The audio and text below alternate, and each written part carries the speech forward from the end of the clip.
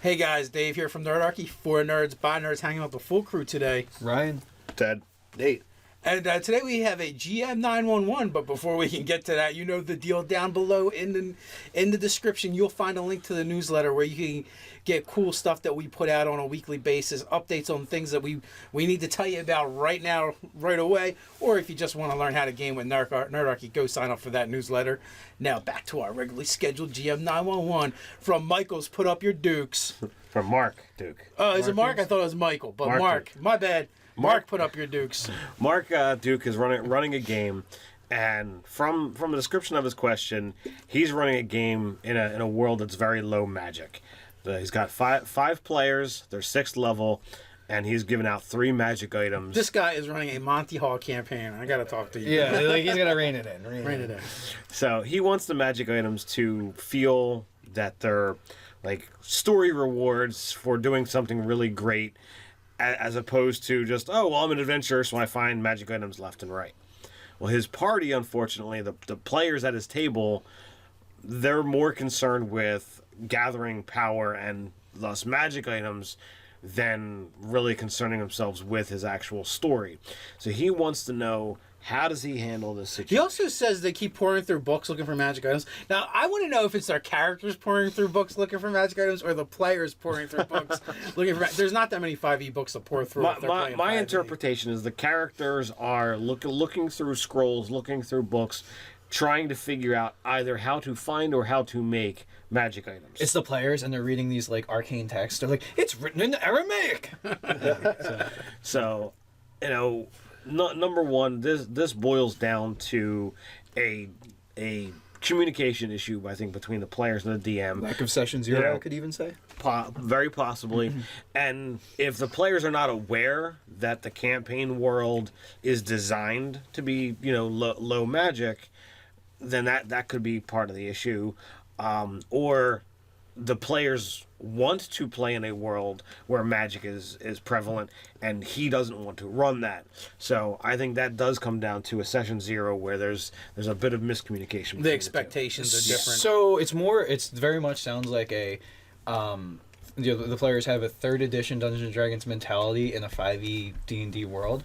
So like the 3rd edition was, you didn't really find the magic items that you wanted. All those things were things that you could sell off to get the coin to make the exact thing that you wanted. The exact thing for your character. Or purchase the exact thing, yeah. I mean, what you could do is you could have, like, your characters make a wish list of items that their character would love to have.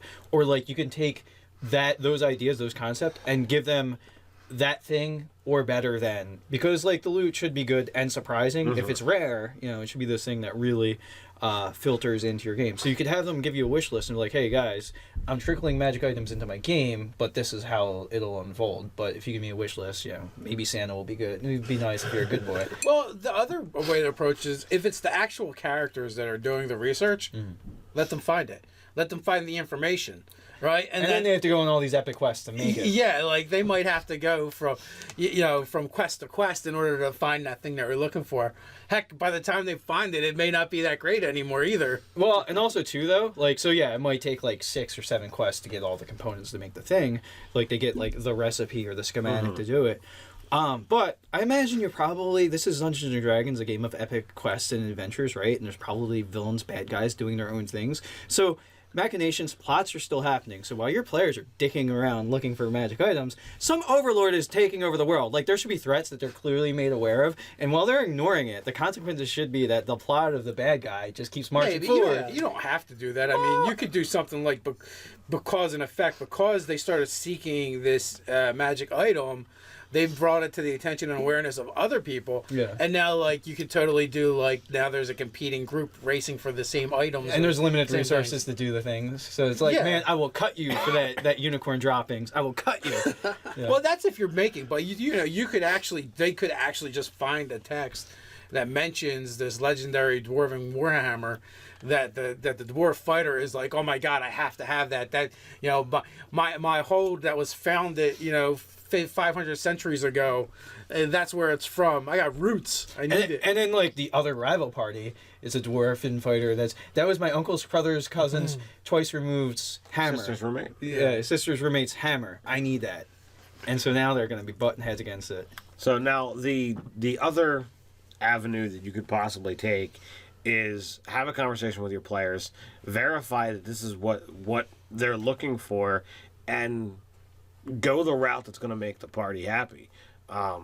You could say, okay, well, if you hadn't decided that your world is low magic. So what you're saying is the Horn of Odin falls from the skies and titties and wine for everyone? That's what happened. No, That's but what they're into. and by titties you mean gender change, like all the dudes like grab boobs, and yeah. No, what I'm saying is, if the That now party server if the matches. players are interested in your story, but they want magic items as well, just dial up your loot meter. Say, okay, well, I'll More give- loots. Just give them loots, like the insurance. Like, oh, you guys want to loot? Here's a whole crate of loots. No. A band of traveling minstrels with lutes. Yeah. Follow them around. Yeah, very Singing about lutes. So you could get them back into the story and be able to provide the low level magic item stuff, and that when you're ready to give a good reward, create something awesome that will be able to go to a player that they'll still appreciate because it's better than the mediocre stuff that they're getting, but they're not going to be so concerned with, I need to have a magic item. 5th edition really limits you with your attunement slots, so your really good stuff, you got to make a decision. You only get 3. End of story. My issue with this whole thing is, what kind of magic items do they want? Do they want a +2 sword, or do they want like a ring of jumping because it's cool, or because they want to be able to leap on buildings, off buildings, wherever? They just want to jump far. Like, what kind of magic item is it? Do they just want extra pluses, or is it something like significant? They want extra pluses. He actually said. Oh, they that's want what he extra feels pluses. like, yeah. Well, if they just want extra pluses, then don't give them to them for a while. Be like, here's a flame tongue with 0 pluses, or here's a hammer that knocks people over because it's just so profoundly dense and whatever. Or it can knock them back, kind of like a thunderclap, kind of like Thunderwave? Thunderwave, that's the spell. Like a thunderwave spell or whatever every once in a while. But no pluses. But it's a magic item. It counts as magic to hit things and all that stuff. And because if it's just that, that's really just. I like Nate's method. Figure out what they really want, and then make sure don't give it to them. Give them the opposite of it, actually. Like, oh, this is a just cursed wanting item. pluses really irritates me pretty bad. I love having magic items, and I like a magic-rich world, but I want magic to help assist with things. Like, I think a ring of telekinesis is freaking awesome. +3 sword is not. Well, every Doesn't matter item- how much of a swordsman person I am. A +3 sword would be a disappointment. Yeah, to but the get. +3 is just the mechanical part of the game. But it actually represents something Well, else. you know That's what, like, though? Oh, If that's that- fucking Excalibur. Yeah, if it's a that's- fantastic weapon. If that, yes. well, no, okay. If that weapon had a rich history and story behind it, Yes. that happens to mechanically be a +3. It's And a fancy now, writing. It needs fancy writing on Yeah, it. yeah. Like, I mean, maybe that was like a great dragonborn warrior led crusades with this item, and it was made in the fires of an elder dragon. Now you're being forged. ridiculous. Dragonborn have never done anything that great. No, they're just not so great. No, they're not humans. I guess there's that too.